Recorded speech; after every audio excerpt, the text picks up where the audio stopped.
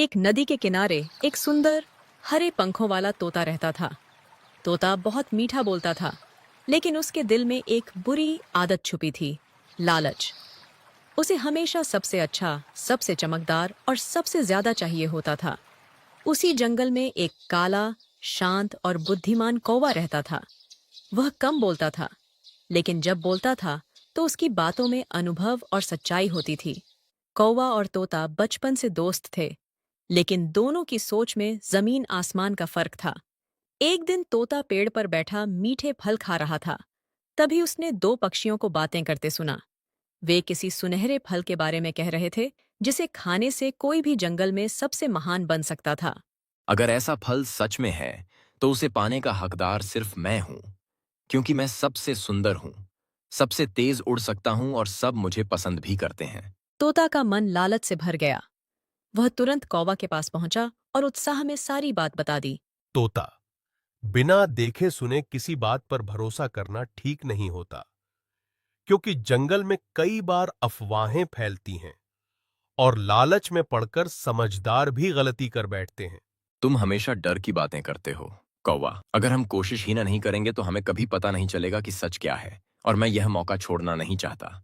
उसी जंगल में एक सीधा सादा लेकिन ताकतवर बकरा रहता था। वह सबकी मदद करता था और किसी के साथ बुरा नहीं सोचता था। तोता उसके पास गया। बकरा भाई, अगर तुम मेरे साथ चलो तो हम मिलकर एक खास फल ढूंढ सकते हैं, जिससे तुम्हारी ताकत और इज्जत दोनों बढ़ जाएंगी, और जंगल में सब तुम्हारी तारीफ करेंगे। अगर इससे किसी को नुकसान नहीं होगा और सबका भला होगा तो मैं जरूर साथ चलूंगा, क्योंकि मदद करना मुझे अच्छा लगता है। झाड़ियों के पीछे से एक चालाक लोमड़ी सब कुछ सुन रही थी।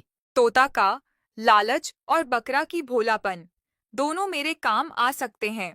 बस सही समय पर सही चाल चलनी होगी। बकरा, तोता और कौवे ने जंगल के बीचों बीच मिलने का तय किया। कौवा मन ही मन चिंतित था, लेकिन दोस्ती के कारण साथ चल पड़ा।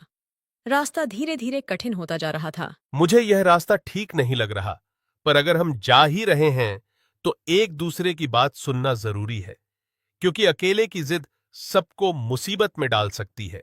चिंता मत करो कौवा, जब सपना बड़ा हो तो रास्ता मुश्किल होना ही चाहिए, और मैं किसी भी हाल में पीछे नहीं हटूंगा। चलते चलते वे नदी के किनारे पहुंचे। पानी तेज बह रहा था। बकरा आगे आया। डरने की जरूरत नहीं। अगर हम धीरे और समझदारी से पार करेंगे तो यह नदी हमें रोक नहीं पाएगी, क्योंकि घबराहट से ताकत भी साथ छोड़ देती है। दूर से जंगल का राजा शेर सब देख रहा था। जंगल में जब कोई लालच में अंधा होकर नियम भूलने लगता है, तब मुझे सतर्क होना पड़ता है, क्योंकि संतुलन बिगड़ना पूरे जंगल के लिए खतरा होता है। नदी के किनारे खड़े होकर तोता बार बार पानी की तेज धार को देख रहा था। तोता, अभी भी समय है। अगर हमें वापस लौटना चाहिए तो लौट सकते हैं, क्योंकि कोई भी सपना इतना बड़ा नहीं होता कि उसके लिए जानबूझकर खतरे में कूदना समझदारी कहलाए। अब पीछे हटना बेवकूफी होगी कौवा। इतना दूर आकर अगर हम डर गए तो सारी मेहनत बेकार हो जाएगी, और मैं यह मानने को तैयार नहीं कि यह सफर यूं ही खत्म हो जाए। बकरा आगे बढ़ा और उसने बड़े बड़े पत्थरों को नदी में जमाकर रास्ता बनाया। तीनों किसी तरह नदी पार कर गए। दूसरी ओर जमीन ऊबड़ खाबड़ थी। पेड़ कम होते जा रहे थे और हवा में अजीब सी खामोशी थी। देखो, जैसे जैसे हम आगे बढ़ रहे हैं जंगल बदल रहा है। इसका मतलब है कि हम सही दिशा में जा रहे हैं, क्योंकि खास चीजें हमेशा साधारण जगहों पर नहीं मिलती। कौवा ने कुछ नहीं कहा, लेकिन उसका मन भारी हो गया। तभी झाड़ियों से लोमड़ी बाहर आई, मानो वह संयोग से मिली हो। अरे, तुम लोग यहाँ? यह रास्ता तो बहुत खतरनाक है, लेकिन अगर सुनहरे फल की तलाश में हो तो मैं थोड़ा बहुत रास्ता जानती हूँ। तुम्हारी मदद अचानक क्यों याद आ रही है, लोमड़ी? और वो भी बिना किसी स्वार्थ के। यह बात कुछ अजीब नहीं लगती? अरे, जंगल में सब एक दूसरे की मदद ही तो करते हैं, और वैसे भी अगर फल मिला तो सबको फायदा होगा। मैं अकेले क्या करूंगी? तोता लोमड़ी की बातों में आ गया। देखा कौवा, हर कोई तुम्हारी तरह शक नहीं करता। कभी कभी भरोसा करना भी आगे बढ़ने का रास्ता होता है। लोमड़ी उन्हें एक संकरे पहाड़ी रास्ते पर ले गई। रास्ता घुमावदार था और नीचे गहरी खाई दिख रही थी। बकरा हर कदम फूंक फूंक कर रख रहा था। मुझे यह जगह पसंद नहीं है। यहाँ संतुलन जरा सा बिगड़ा तो संभलना मुश्किल होगा, और तब पछताने का मौका भी नहीं मिलेगा।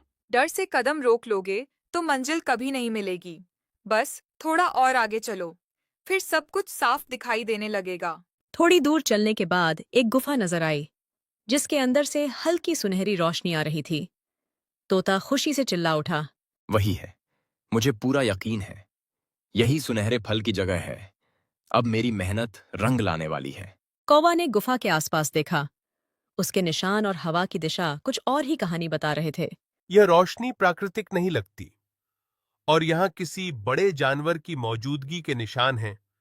हमें बिना सोचे अंदर नहीं जाना चाहिए।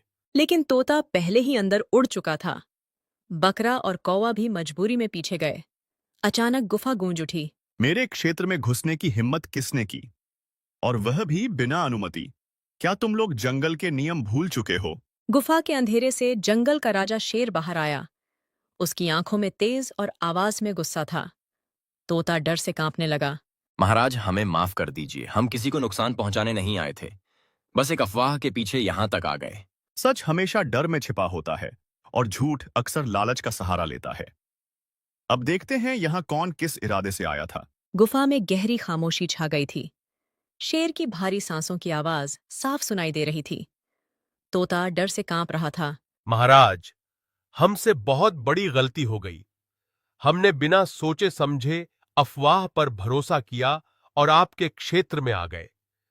हमारा उद्देश्य किसी नियम को तोड़ना नहीं था। गलती करना अपराध नहीं है, लेकिन गलती से सबक न लेना सबसे बड़ा अपराध होता है। अब यह देखना जरूरी है कि यहाँ कौन अज्ञान में आया और कौन चालाकी से दूसरों को लाया।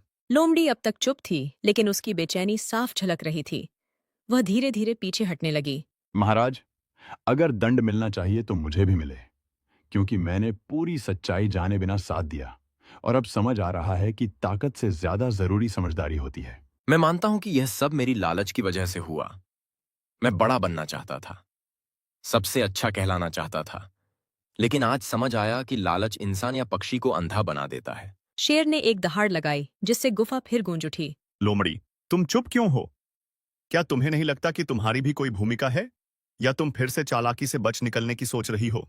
महाराज, मैंने सच में रास्ता बताया था, बस थोड़ा फायदा अपना देखने की कोशिश की। मेरा इरादा किसी को नुकसान पहुंचाने का नहीं था। थोड़ा फायदा नहीं, लोमड़ी। तुमने जानबूझकर हमें गलत रास्ते पर डाला ताकि अंत में सारा लाभ तुम्हें मिले। यही तुम्हारी चालाकी की सच्चाई है। जंगल में सबसे खतरनाक वह नहीं जो ताकतवर होता है, बल्कि वह होता है जो दूसरों की कमजोरी का फायदा उठाता है, और ऐसी सोच जंगल का संतुलन बिगाड़ देती है। शेर ने लोमड़ी को दंड दिया और चेतावनी दी कि आगे से वह किसी को भटकाने की कोशिश न करे। लोमड़ी शर्मिंदा होकर वहां से चली गई। तीनों शेर को प्रणाम करके वापस अपने जंगल की ओर लौट पड़े। रास्ता वही था, लेकिन इस बार उनके मन हल्के और साफ थे। तोता अब उतना ऊंचा नहीं उड़ रहा था, बल्कि सबके साथ साथ उड़ रहा था।